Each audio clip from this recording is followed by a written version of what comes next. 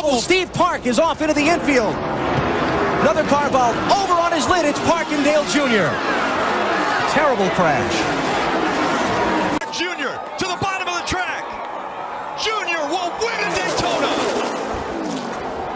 And the big one happens behind them. The 11 gets kind of stuck in the middle there and comes across the Ford's bumper. As he does, he spins back in, gets the 3 airborne, and he just gets projected off the other cars right up into the fence. Oh, goodness. 6 gets, it's like, oh, my gosh. Goodness gracious. Wow. Like Morris said, got into the 6 car. David Reagan. Oh, my goodness. Starts, and they get into the wall on the outside. Others start jockeying around. There's Derek Cope. He thought he got through that for just a moment, but Mark Martin's going to come right back up in front of him. And is that Ricky Craven? Yes, it is. Ricky Craven in car number 41 that's flipping over, went up against the outside wheel fence, back down on the track, and was hit again. There's a spin. There's trouble. Upside down.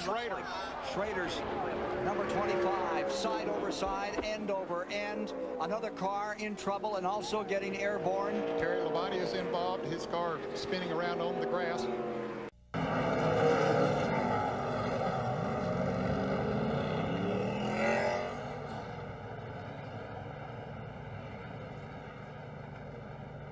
Hit like this. Let's take a look. I think you're going to see him get loose the minute he turns down into the corner. Yeah, and he's just, man, and that thing just absolutely. I will guarantee you that impact was well over 180, probably 185 miles per hour. We've already seen 199 or better getting in there. Tri-oval checkered is waving. Ernie Irvin wins and Rusty spins and gets airborne and flips wildly right at the start-finish line. Very reminiscent of his accident at Daytona. He already has. Carl went up to block him a little bit. Now he's going to come down to try to block him again, and you get one shot at it, but you don't get two. Watch this. What a lick. Oh my gosh. Unbelievable. You know, and looking very carefully at the catch fencing that held, and I did not see any debris go into the grandstand. Why? Here's the 4 got into the back of Ward Burton, I believe. And then Burton's 22 got into Stewart. And everybody scrambles. That car is taking a whale of a ride, that 20 car is. It's getting hit. It's upside down. It's hit on its roof. It's on fire. Oh, trouble. Ricky Rudd slamming toward the wall. Crashing, rolling over, side over side.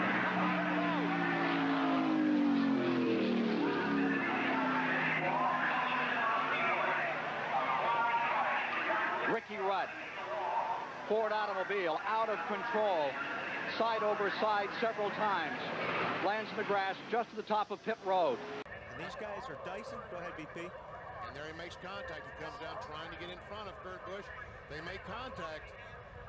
Watch that thing fall. You know, it lands on that road you talked about.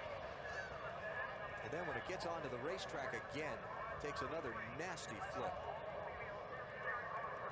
Watch this hit. That's a hard one right here. Oh, man.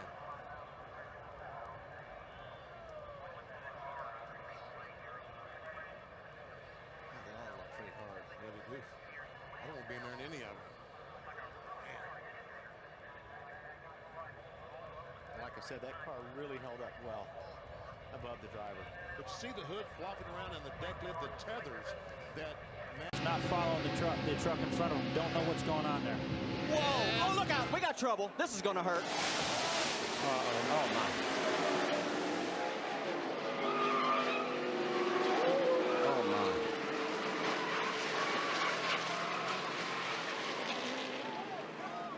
my! Yep. Keep your fingers crossed.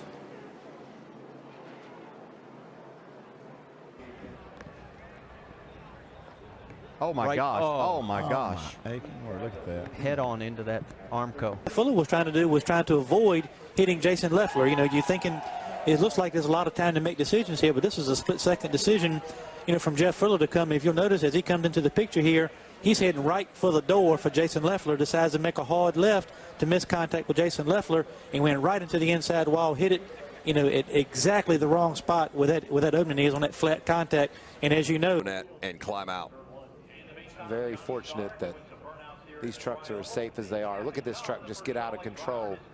Probably about the fastest part of this speedway, Phil, right out of the tri-oval. It just starts tumbling.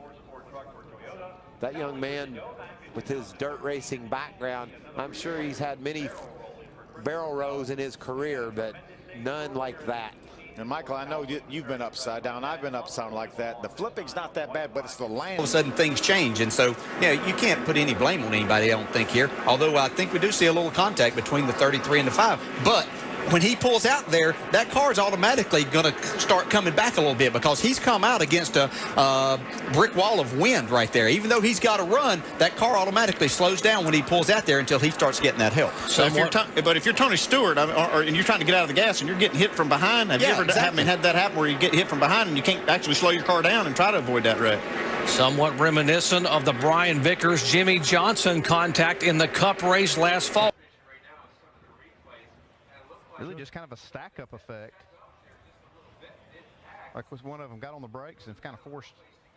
Yeah, look at Tony Stewart just missing this crash. Man, here's where it really gets exciting. Man, we talked about that there's nowhere to go as you come off of these corners, and when something like this happens, you make a commitment, and you've got one opportunity really to miss this wreck. Tony Stewart did a great job. Some others got. He was right here in the tri-oval, nearing the starting line. Right rear, it begins to shred, and the car goes out of control. You're at 210 miles an hour. You can see the right rear going. You see the debris there on the left-hand side of your screen. Earnhardt avoids Bobby. The car goes backwards. The aerodynamics get underneath the car, and Allison gets up into the fence. The aerodynamics lifted the car. They're not built to go backwards. Right underneath Harold Kinder. Harold, he stayed in there. Boy, I'll tell you, talk about a trooper. Kinder is right there. He's got the yellow flag out right away. That is a veteran, confident flagman.